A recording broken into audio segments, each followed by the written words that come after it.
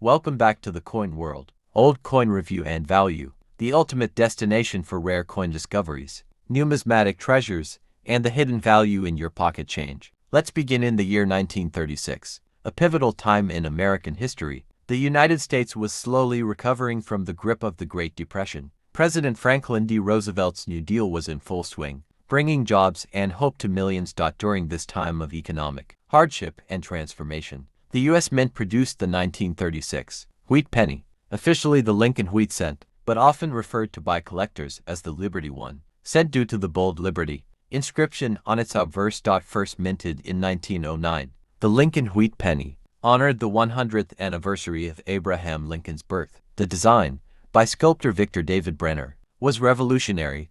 It was the first U.S. coin to feature a real person. By 1936, the penny had become a familiar symbol of both economic struggle and national pride. Now let's talk about the technical details. Lincoln's bust faces right. The words "In God We Trust" arch above his head. Liberty is to the left, and the year 1936 is to the right. Some coins also include a mint mark below the date. Two stalks of wheat curve along the sides, giving it the nickname wheat penny. 1 cent and United States of America. Along the top, E pluribus unum, 95% copper, 5% tin. And let's explore the exciting world of errors and varieties that make some 1936 pennies extremely valuable. One of the most famous and sought-after errors. You'll notice doubling in the words "In God We Trust Liberty" and the date 1936.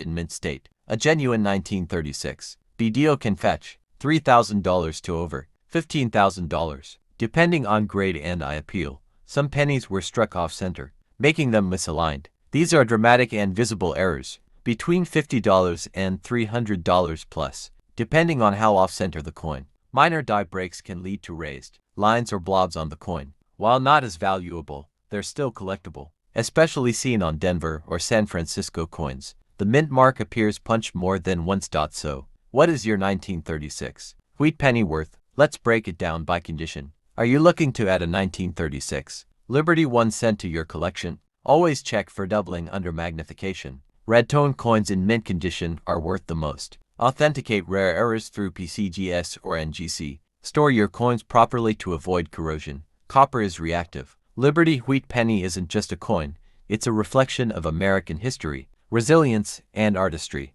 Whether you're holding a common circulation coin or a rare DDO, every penny tells a story. So next time you're digging through your change jar or checking a coin show, keep your eyes open. You might just find a 1936 gem. The year 1936 was a critical moment in U.S. history, wedged between the darkest days of the Great Depression and the gathering storm of World War II. Unemployment was still high, yet hope was growing. President Franklin D. Roosevelt, midway through his first term, had implemented sweeping changes under the New Deal, designed to reinvigorate the American economy.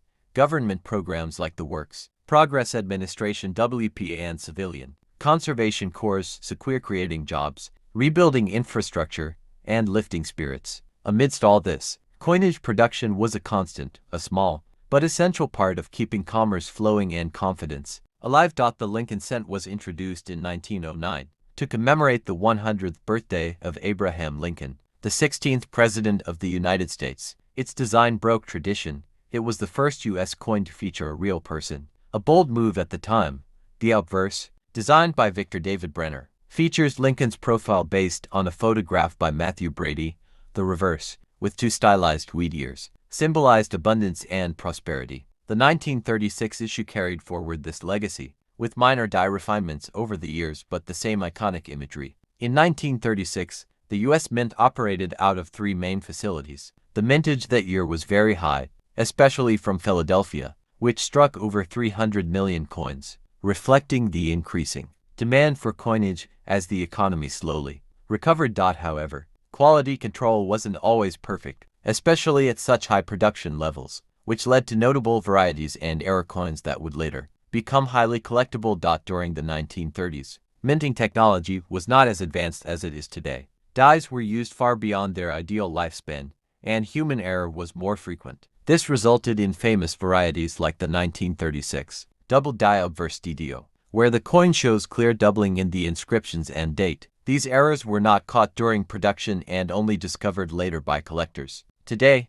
such mint mistakes are highly prized. with some fetching thousands or even tens of thousands of dollars at auction, especially in mint state condition. Let's not forget what a penny was worth back then. A loaf of bread cost around 8 cents. Gallon of gas was about 10 cents. Movie ticket might set you back 25 cents. That means a single penny had real buying power. It could buy a piece of candy, a postcard, or even contribute to a phone call. That's why pennies were so heavily used, and why so many survive in worn condition today. Victor David Brenner's initials VDB famously caused controversy when they first appeared prominently on the 1909 version of the penny. Public backlash led to their temporary removal, and they were later restored discreetly on the reverse, near the rim. By 1936, this design had become iconic and was still 100% in use, making it one of the longest-running coin designs in American history at that time.